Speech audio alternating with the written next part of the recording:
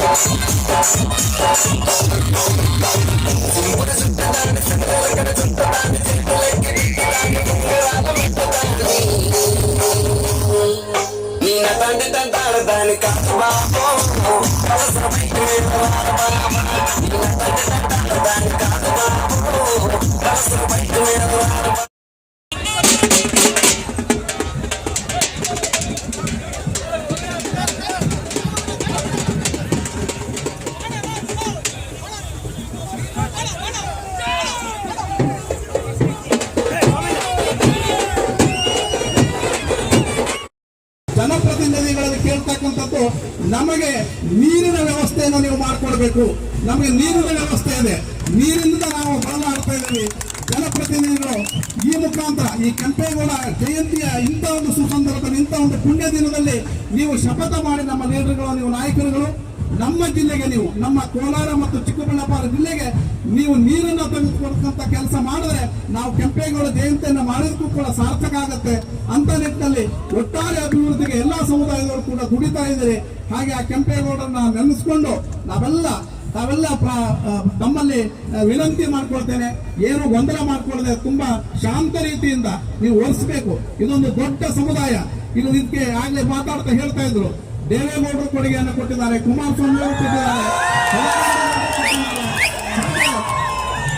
S M Krishna ಅವರು ಕೊಟ್ಟಿದ್ದಾರೆ, M A Krishnappa ಅವರು ಕೊಟ್ಟಿದ್ದಾರೆ, ಸಿ ಭೈರವೇಗೌಡ ಅವರು ಕೊಟ್ಟಿದ್ದಾರೆ. ಅಂತ ಒಂದು ದೊಡ್ಡ ಸಮುದಾಯದ ಗೌರವವನ್ನ ಕಾಪಾಡ್ತಕ್ಕಂಥದ್ದು ನಮ್ಮೆಲ್ಲರ ಕರ್ತವ್ಯ. ಆ ಕರ್ತವ್ಯವನ್ನ ನಾವು ನಿಷ್ಠೆಯಿಂದ ಪ್ರಾಮಾಣಿಕತೆಯನ್ನು ಮಾಡಿದ್ರೆ ಆ ಎಲ್ಲ ಹಿರಿಯರಿಗೆ ನಾವು ಗೌರವ ಕೊಟ್ಟಂತೆ ಆಗುತ್ತೆ. ನಾವು ಗೊಂದಲ ಮಾಡಿಕೊಂಡ್ರೆ ಎಲ್ಲೋ ಒಂದ್ ಕಡೆ ನಾವು ಇಂಥ ದಿವಸ ಅವರಿಗೆ ಅಗೌರವವನ್ನು ಕೊಟ್ಟಂಗೆ ಆಗುತ್ತೆ. ಎಲ್ಲರೂ ಶಾಂತ ರೀತಿಯಿಂದ ನಾವೆಲ್ಲ ಈ ಕಾರ್ಯಕ್ರಮವನ್ನು ಮಾಡ್ಕೊಳ್ಬೇಕು ಅಂತಕ್ಕಂಥ ವಿನಂತಿಯನ್ನು ಮಾಡಿ ತಮಗೆಲ್ಲರೂ ಆ ಭೈರವೇಶ್ವರ ಪೂಜ್ಯ ಗುರುಗಳು ಮತ್ತು ಕೆಂಪೇಗೌಡರ ಆಶೀರ್ವಾದ ಇರಲಿ ಹೇಳಿ ನನ್ನ ಎರಡು ಮಾತು